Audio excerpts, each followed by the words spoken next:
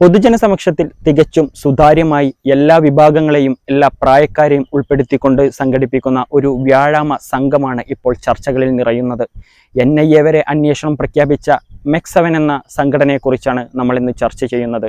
നമുക്ക് പരിശോധിക്കാം, എന്താണ് MEC7, അവർക്കെതിരെ വരുന്ന ആരോപണങ്ങൾ എന്തെല്ലാമാണ്. CPIM ജില്ലാ സെക്രട്ടറി K മോഹനനാണ് MEC7-നെതിരെ ആദ്യമായി ആരോപണങ്ങളുമായി രംഗത്ത് വരുന്നത്. പിന്നീട് മുസ്ലിങ്ങളിലെ പ്രബല ശക്തിയായ കാന്തപുരം വിഭാഗം കൂടി എതിർത്തതോടുകൂടി വാർത്തകളിൽ നിറയുകയാണ് MEC7 എന്ന സംഘടന. MEC7 ആരോഗ്യപരമായിട്ട് ഒരുപാട് ഗുണങ്ങൾ ചെയ്യുന്നുണ്ടെങ്കിലും പൊതുജന മധ്യത്തിൽ തന്നെയാണ് അവയുടെ എല്ലാ പ്രത്യക്ഷ കാര്യങ്ങളും നടക്കുന്നുള്ളത് എങ്കിൽ പോലും പലപ്പോഴും ഇവരുടെ വാട്സപ്പ് ഗ്രൂപ്പുകൾ നിയന്ത്രിക്കുന്നത് നിരോധിത സംഘടനയായ പോപ്പുലർ ഫ്രണ്ടും അതേപോലെ മതമൗലികവാദികളായ ജമാഅത്തെ ഇസ്ലാമിയുമാണെന്ന് K മോഹനൻ വാദിക്കുന്നു. 2012 വിമുക്ത പഠനം കൊണ്ടോട്ടി സ്വദേശിയുമായ സലാഹുദ്ദീൻ എന്ന വ്യക്തിയാണ് ഈ ഒരു സംഘടനയ്ക്ക് രൂപം നൽകുന്നത്. MEC7 അഥവാ മൾട്ടിപ്പിൾ കോമ്പിനേഷൻ ഓഫ് എക്സസൈസ് 7 എന്ന രീതിയിലാണ് അദ്ദേഹം ഇത് രൂപകൽപ്പന ചെയ്യുന്നത്. 7 വിഭാഗങ്ങളിലായി 20ഓളം വ്യായാമങ്ങൾ ഉൾപ്പെടുന്നതാണ് ഈ ഒരു എക്സസൈസ് രീതി.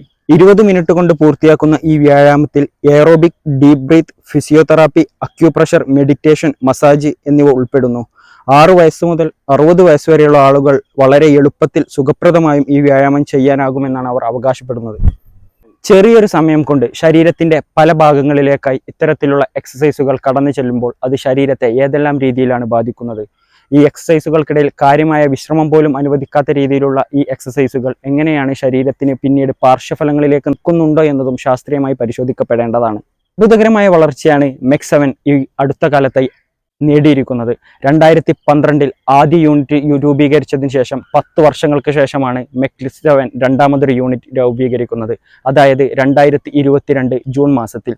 അതിനുശേഷം 2024 ആയപ്പോഴേക്കും ആയിരക്കണക്കിന് യൂണിറ്റുകളിലേക്ക് അവർ വളർന്ന് വ്യാപിച്ചിരിക്കുന്ന ചിത്രമാണ് കാണുന്നത്. ഇതാണ് വിമർശനത്തിന്റെ മറ്റൊരു കാതലായി ഉയർത്തിക്കാട്ടുന്നത്. എങ്ങനെയാണ് 10 വർഷങ്ങളെടുത്ത് രണ്ടാമതൊരു യൂണിറ്റ് സ്ഥാപിച്ച MEC7 പെട്ടെന്ന് 2 വർഷം കൊണ്ട് 1000-ലധികം യൂണിറ്റിലേക്ക് വ്യാപിച്ചിരിക്കുന്നത് എന്നാണ് ചോദിക്കപ്പെടുന്നത്. മറ്റൊരു പ്രധാന പ്രശ്നമായി ഉന്നയിക്കപ്പെടുന്നത് പ്രാതിനിധ്യമാണ്. എല്ലാ മതവിഭാഗങ്ങളിൽ നിന്നുള്ളവർ ഉണ്ടെന്ന് പറയുമ്പോഴും മുസ്ലിങ്ങളാണ് ബഹുഭൂരിപക്ഷവും ഉൾപ്പെടുന്നത്.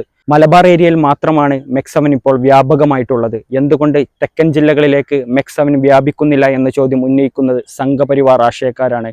എങ്ങനെയാണ് ഇതിനെ MEC7 പ്രതിരോധിക്കുന്നതെന്ന് നമ്മൾ കാണേണ്ടിയിരിക്കുന്നു. മുസ്ലിം വിഭാഗത്തിലെ പ്രബല കക്ഷിയായ കാന്തപുരം വിഭാഗവും പരസ്യമായി തന്നെ MEC7 എതിർത്ത് വന്നിരിക്കുകയാണ്. നാദാപുരം ഡിഫൻസ് ഫോഴ്സ് എന്ന് പറഞ്ഞ് കളരി പഠിപ്പിക്കാൻ ഇറങ്ങിയ ഒരു കൂട്ടമാണ് പിന്നീട് NDF ആവുകയും രാജ്യദ്രോഹ പ്രവർത്തനങ്ങളിൽ ഏർപ്പെടുകയും ചെയ്തതെന്ന് പരസ്യമായി തന്നെ പറയുകയുണ്ടായി. തുടങ്ങിയത് നല്ല ഉദ്ദേശത്തോടു കൂടി സലാഹുദ്ദീൻ എന്ന വ്യക്തിയാണെങ്കിലും ഇപ്പോൾ അദ്ദേഹത്തെ ഹൈജാക്ക് ചെയ്ത് മറ്റു പല ഘടകങ്ങളുമാണ് സംഘടനയെ നയിക്കുന്നതെന്ന് പറയപ്പെടുന്നു. വാട്സപ്പ് ഗ്രൂപ്പുകളുടെ അഡ്മിനായി വരുന്നത് പലപ്പോഴും പോപ്പുലർ ഫ്രണ്ടുകാരാണെന്നും ആരോപിക്കപ്പെടുന്നു. പോപ്പുലർ ഫ്രണ്ടിന്റെ നിരോധനത്തോടു കൂടെയാണ് ഈ സംഘം ഇത്രമേൽ വളർന്നതെന്നും പറയപ്പെടുന്നു. സംശയത്തിന്റെ മുൾമുലയിലാണ് MEC7 ഇപ്പോൾ നിൽക്കുന്നത്. മുസ്ലിങ്ങളെ ഒരുമിച്ചിരുത്തുകയും പൊതുശത്രുവായി BJPയെ പ്രതിഷ്ഠിക്കുകയും അവർക്കിടയിലേക്ക് മതമൗലികവാദം കുത്തിവെക്കുകയും ചെയ്യുന്നതിലൂടെ പെട്ടെന്ന് തന്നെ ഒരു വളർച്ചയിടാനും സാധിക്കുമെന്നാണ് ആരോപിക്കപ്പെടുന്നത്. ന്യൂനപക്ഷ വർഗീയതയും ഭൂരിപക്ഷ വർഗീയതയും ഒരേപോലെ എതിർക്കപ്പെടേണ്ടതാണെന്നുള്ളത് CPM പരസ്യമായി തന്നെ വ്യക്തമായി പറഞ്ഞതുകൂടിയാണ്. വ്യായാമ മുറകളും വ്യായാമം ചെയ്യുന്നതും ശരീരത്തിന് എന്നും നല്ലത് തന്നെ. കോവിഡാനന്തര കാലത്ത് വ്യായാമത്തിൽ ഏർപ്പെടുന്നവരുടെ എണ്ണം വളരെയധികം കൂടിയിട്ടുമുണ്ട്. MEC7 എന്നത് നല്ലൊരു കൂട്ടായ്മയാണെന്ന് തന്നെ വിശ്വസിക്കുന്നു.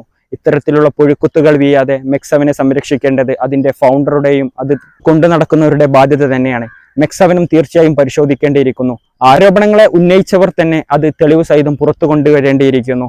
MEC7 പ്രത്യാരോപണങ്ങൾ ഉന്നയിച്ച് ഇതിനെ തീർച്ചയായും തകർക്കേണ്ടിയിരിക്കുന്നു. വരും ദിവസങ്ങളിൽ അറിയാം MEC7 ഭാവി എന്തായിരിക്കുമെന്ന്.